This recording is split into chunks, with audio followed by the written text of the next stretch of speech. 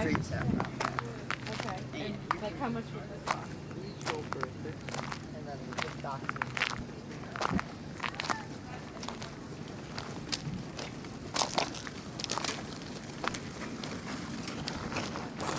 Okay, so welcome to the plant. So this is a collaborative community of food businesses, all focused on closing waste loops, as well as home to the nonprofit Plant Chicago, whose mission is to develop circular economies of closing waste loops, energy conservation, and food production, and material reuse. We've got a few different things going on here. We'll get a chance to wander around through the building and see the various different operations, so we'll dig into the details as we see them. Why don't we, can I just see a show of hands? Who has been here before? All right, nice. Who heard about this place via word of mouth? All right, nice, cool. All right. So let's get started. Follow me. Okay.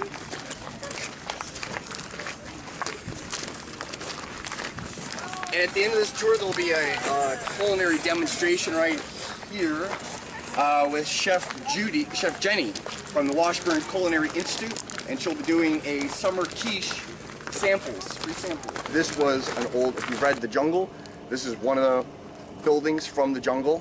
This was built in the 20s. It was a meat packing plant, so the slaughtering would happen next door, and the animals would come here and leave as pork chops and hot dogs and that kind of thing. Built in the 20s, in operation until 2003, actually. So survived well past the demise of the stockyards in the early 70s.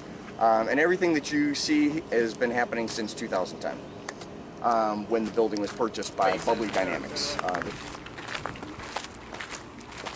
These piles of wood here are for Pleasant House Bakery. They have a wood-fired oven for baking all their bread. And it's all reclaimed urban wood. So, you know, emerald ash borer, etc., etc. A tree falls in your city park, they collect it and they make bread off of it. So this is the last part to be built on the digester. So this is where the gas capture will be. Currently it's our reflecting pond. But yeah, that's so, and it's essentially kind of like a bladder kind of thing, so it's not under pressure and you don't have combustible concerns. But then you can see on this side of the cylinder, that's where the solid and the liquid will come out. And again, able to use as fertilizer here in our fields as well as to sell.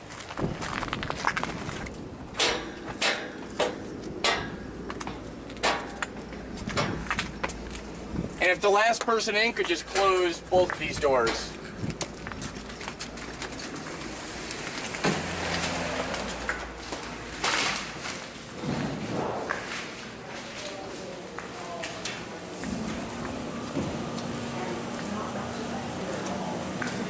All right, so this is Weiner Brewing here, WHINER.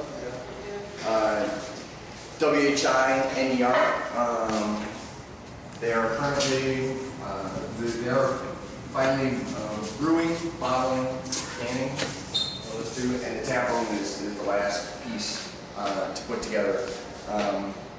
So, as I said, everything in here is related to food production in some kind of way. The vision of some of this space was to be able to incubate food businesses, and as they get their feet under them, they're able to spread their wings and fly off into a fair economy. And then some businesses were envisioned as being long-term, integral parts of the building itself. And the brewery would be one, for a few different reasons. A, brewing is an incredibly energy, it's a very wasteful process.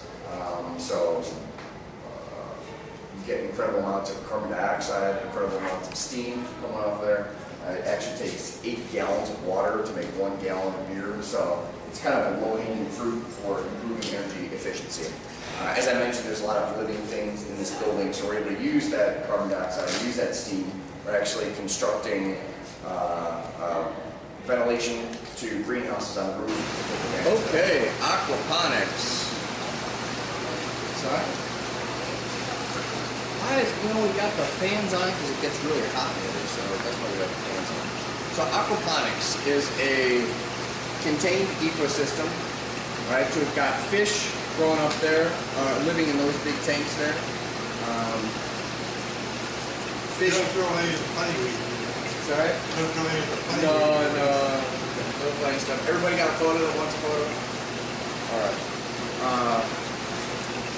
Also foam from the original installation of the building. So that's just floating. Yep. Yeah. So aquaponics, aquaculture, raising fish, hydroponics, growing plants in water, and then bacteria. So the three organisms depend on each other for life.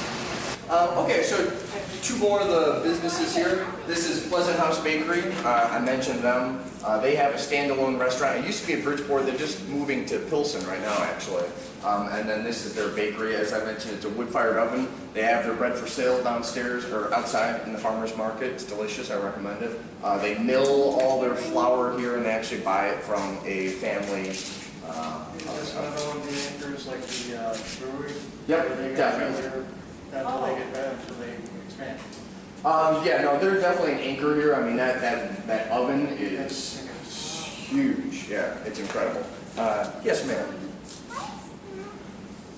What? Why is it empty? I don't know. I don't even know where this came from. Good questions. I like your questions. Yeah, fun fact. To get the oven hot enough, they started at like 3:34 in the morning on bread baking days. So yeah, check them out downstairs or outside. 4-letter word coffee roaster right here. She works. Did you know? Here's a fun fact. Did you know that coffee is the second most traded commodity after oil globally?